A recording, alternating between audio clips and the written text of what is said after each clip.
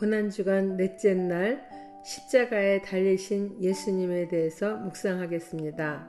마태복음 27장 27절에서 44절 말씀입니다. 첫째 단락, 십자가에 달리실 예수님을 조롱하는 로마 군병들입니다. 27절, 이에 총독의 군병들이 예수를 데리고 관정 안으로 들어가서 온 군대를 그에게로 모으고 그의 옷을 벗기고 홍포를 입히며 가시관을 엮어 그 머리에 씌우고 갈대를 그 오른손에 들리고 그 앞에서 무릎을 꿇고 희롱하여 이르되 유대인의 왕이여 평안할지어다 하며 그에게 침 뱉고 갈대를 빼앗아 그의 머리를 치더라. 희롱을 다한 후 홍포를 벗기고 도로 그의 옷을 입혀 십자가에 못 박으려고 끌고 나가니라. 빌라도는 예수님이 무죄라는 것을 알기에 명절에 제수한 사람을 놓아주는 간행을 따라 예수님을 놓아주기를 원했어요. 그런데 유대 종교 지도자들의 그 사주를 받은 무리들이 강력하게 십자가에 달 것을 주장하니까 밀란이 날까 두려워 비겁하고 그 기회주의적인 그 결단을 하고 맙니다. 결국 바라바는 놓아주고 아무 죄 없는 예수님은 채찍질한 뒤에 십자가에서 처형하라고 로마 군인들에게 넘겨줍니다. 빌라도 총독의 군병들은 예수님을 데리고 빌라도가 머무는 관정 안으로 들어가 예수님을 조롱하기 위하여 총독 관전에 있는 모든 군인들을 모으는 거예요. 원래 총독의 관전은 가이사라에 있으나 명절에는 많은 사람이 예루살렘에 모이므로 치안 유지를 위해서 빌라도 총독은 예루살렘에 특별한 총독 관저를 정하고 그것에 군대와 함께 머무는데 보통 천부장의 지휘 아래 300에서 한 600명 정도 이른다고 합니다. 그러니 예수님을 조롱하기 위해서 모인 사람들이 얼마나 많은 거예요. 이들이 유대에 머물면서 예수님에 대한 소문을 익히 들어서 아마 궁금했을 거예요. 도대체 예수가 누구길래 수많은 인파가 그렇게 따라다니는 건가? 유대 땅의 최고 유명 인사가 된 예수님을 보고 싶기도 하였을 것입니다. 그러나 예수님이 누구이신지 알지 못하잖아요. 그들은 결국 자신들 앞에 선 제수 정도로만 여기는 거예요. 예수님의 옷을 벗기고 홍포를 입히며 가시관을 엮어 머리에 씌우고 갈대를 오른손에 들리고 예수님 앞에서 무릎을 꿇고 마음껏 희롱하는 것이에요. 홍포를 입힘은 황제만이 입는 자색 옷 대신에 희롱하기 위하여 군인들이 입던 홍색 망토를 입힌 거예요. 당시 티베리우스 황제가 머리에 쓴 면류관을 흉내내서 가시관을 엮어 머리에 씌우고 왕이 들고 있는 호를 대신하여 갈대를 들게 하는 등 그야말로 무지한 행동으로 예수님을 조롱하며 괴롭혔습니다. 가시관은 예수님의 이마와 머리를 찔러 붉은 피가 흘러내리고 있음에도 나중에는 갈대를 빼앗아 그 갈대로 예수님의 머리를 때리니까 가시가 더 깊이 박혀서 더 많은 고통을 가중시키는 거예요.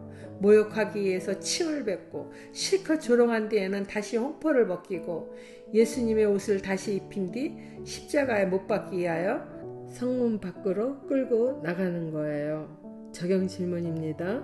예수님을 믿는 것으로 인해 가족이나 지인들에게 조롱이나 비난을 받은 적이 있나요? 비난이나 조롱이 두려워 믿는 것을 감추지는 않았나요? 지금은 하나님의 자녀가 된 것을 자랑스럽게 여기십니까? 두 번째 단락입니다. 억지로 매게 된 십자가 희생을 통해 구원받은 구레네 시몬. 나가다가 시몬이란 구레네 사람을 만나매 그에게 예수의 십자가를 억지로 지어 가게 하였더라. 골고다 즉 해골의 곳이라는 곳에 이르러 쓸개 탄 포도주를 예수께 주어 마시게 하려 하였더니 예수께서 맛보시고 마시고자 하지 아니하시더라. 사형 집행은 성박, 해골이라는 뜻을 가진 골고다에서 집행되니까 예수님은 예루살렘 성문 밖으로 십자가를 메고 가야 되는데 이미 심한 매질을 받은 몸이라 십자가를 메고 갈 수가 없는 거예요. 악독한 로마 군인들이지만은 더 이상 자기 십자가를 지고 갈 힘이 없는 예수님을 보고 지나가던 시몬이란 구레네 사람을 붙잡아 억지로 십자가를 대신 지고 가게 만듭니다. 시몬은 유월절을 지키러 예루살렘 성에 온 것일 텐데 그는 예수님의 모습을 보니 피 묻은 십자가 지기를 피하지 않고 끝까지 감당한 것 같습니다. 곧 안식일과 유월절을 지켜야 되는데 그 누가 피가 묻은 무거운 십자가를 짊어지고 자신의 옷을 더럽히며 메고 갈 수 있었겠습니까? 후에 시몬의 두 아들 알렉산더와 루포 그리고 그들의 어머니를 바울이 내 어머니라 말한 것을 보아 시몬의 가족 모두가 구원받게 된 것을 알 수 있습니다. 아들 루포는 알렉산드리아의 초대교회 때 감독으로 지냈다고 전해지기도 합니다. 해골이라 불리우는 골고다에 올라 쓸개를 탄 포도주를 주어 마시도록 누군가 예수님께 드렸지만은 예수님은 맛보시고는 마시지 않으셨어요. 쓸개를 탄 포도주는 유대 전승에 의하면은 사형당하는 죄수들에게 고통을 잠시 잊을 수 있도록 제공하는 갈래였다고 합니다. 그러나 예수님은 마취제의 도움을 받아 육체의 고통을 덜기보다는 맑은 정신으로 끝까지 고통에 맞서고자 하신 것입니다. 예수님은 온 인류의 죄를 대속하기 위하여 십자가의 죽음을 스스로 자신이 택한 것이잖아요. 하나님께서 제공하신 그 고통의 쓴 잔을 남김없이 마시는 순종의 모습을 보이셨습니다. 또 예수님은 마지막 유월절 만찬에서 제자들에게 포도나무에서 난 것을 더 이상 이제는 먹지 않겠다고 그렇게 말씀하셨잖아요. 그 말씀을 이루신 거죠.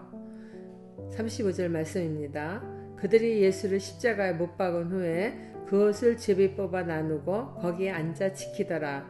그 머리 위에 이는 유대인의 왕 예수라 쓴 제패를 붙였더라. 로마 병사들은 예수님을 십자가에 못 박은 후에 예수님의 옷을 제비 뽑아 나누며 예수님의 죽음을 앉아 지키고 있었습니다. 시편 다윗의 시를 통해 메시아에 대한 예언의 말씀이 그대로 이루어진 것입니다. 시편 22편 18절 말씀입니다. 내 겉옷을 나누며 속옷을 제비 뽑나이다. 또한 그들은 예수님을 끝까지 조롱하기 위하여 십자가 위에는 유대인의 왕이라 쓴 제패를 붙였습니다. 이 제패에 쓰인 글은 각 지방에서 오는 유월절 순례자들이 다 읽을 수 있도록 아람어, 헬라어, 로마의 공용어인 라틴어까지 이렇게 세 가지 언어로 쓰였다고 합니다. 유대인들은 자칭 유대인의 왕이라고 써달라고 했지만 빌라도는 쓸 것을 썼다며 거절했습니다. 요한복음 19장 21절에서 22절에 말씀이 나와 있죠. 유대인의 대제사장들이 빌라도에게 이르되 유대인의 왕이라 쓰지 말고 자칭 유대인의 왕이라 쓰라 하니 빌라도가 대답하되 내가 쓸 것을 썼다 하니라. 빌라도는 예수님을 단죄하는 것으로 쓴 글이지만은 예수님은 유대인의 왕이자 온 세상의 왕이시기에 그것은 역설적으로 볼 때 진리를 나타내 준 것이기도 합니다. 적용 질문입니다. 구레네 시몬은 로마 군인에 의해 억지로 붙들려 십자가를 지게 되었지만 예수님의 고통스러운 마지막 길을 옆에서 도와준 사람이 되었습니다. 그 결과 예수님과 동행한 그 길에서 구세주를 믿게 되었기에 그의 가족 모두가 구원받게 된 것으로 추측합니다. 나는 예수님을 위하여 무엇을 할 수 있나요? 마지막 단락입니다. 십자가에 달린 예수님을 모욕하는 악한 무리. 이때 예수와 함께 강도들이 십자가에 못 박히니 하나는 우편에 하나는 좌편에 있더라. 지나가는 자들은 자기 머리를 흔들며 예수를 모욕하여 이르되 성전을 헐고 사흘에 짓는 자여 내가 만일 하나님의 아들이여든 자기를 구원하고 십자가에서 내려오라 하며 그와 같이 대제사장들도 서기관들과 장로들과 함께 희롱하여 이르되 그가 남은 구원하였을 때 자기는 구원할 수 없도다. 그가 이스라엘의 왕이로다. 지금 십자가에서 내려올지어다. 그리하면 우리가 믿겠노라. 그가 하나님을 신뢰하니 하나님이 원하시면 이제 그를 구원하실지라. 그의 말이 나는 하나님의 아들이라 하였도다 하며 함께 십자가에 못 박힌 강도들도 이와 같이 욕하더라. 로마 병사들이 예수님을 십자가에 못 박은 뒤 앉아서 이렇게 지켜보고 있는 때 그 지나가는 행인들이 유대인의 왕이라는 지폐를 보며 자기 머리를 흔들며 예수님을 모욕합니다. 아주 이렇게 찌쯧쯧 하면서 막 이러는 거잖아요. 얼마나 예수님을 무시하고 희롱하는지 정말 마음이 아픕니다. 하나님의 아들이라면 십자가에서 내려오라 조롱의 말을 내뱉고 대제사장들과 서기관 장로들도 함께 남은 구원하였으되 자기는 구원하지 못한다고 조롱합니다. 예수님을 향해서 이스라엘의 왕이라며 지금 십자가에서 내려오면 믿겠다며 자신들의 개사한 모의가 이루어지니 신이 나서 떠들어댑니다. 자신들이 믿고 가르치는 성자 하나님이 바로 자신들 앞에서 고통당하고 있는 것을 전혀 깨달음 없는 거짓 선지자들입니다. 자신들이 믿고 가르치는 하나님을 자기들이 십자가에 못 박고 희롱하는 무지한 자들인 거예요. 실제적으로 그들 안에 하나님이 없다는 증거죠. 또 예수님의 좌우편에 함께 못 박힌 강도들이 있었는데 이들도 이와 같이 덩달아서 예수님께 욕을 합니다. 그러나 누가는 6시간 십자가에 매달린 예수님을 보면서 깨달음을 얻은 한편 강도의 변화를 알려줍니다. 누가복음 23장 39절에서 43절입니다.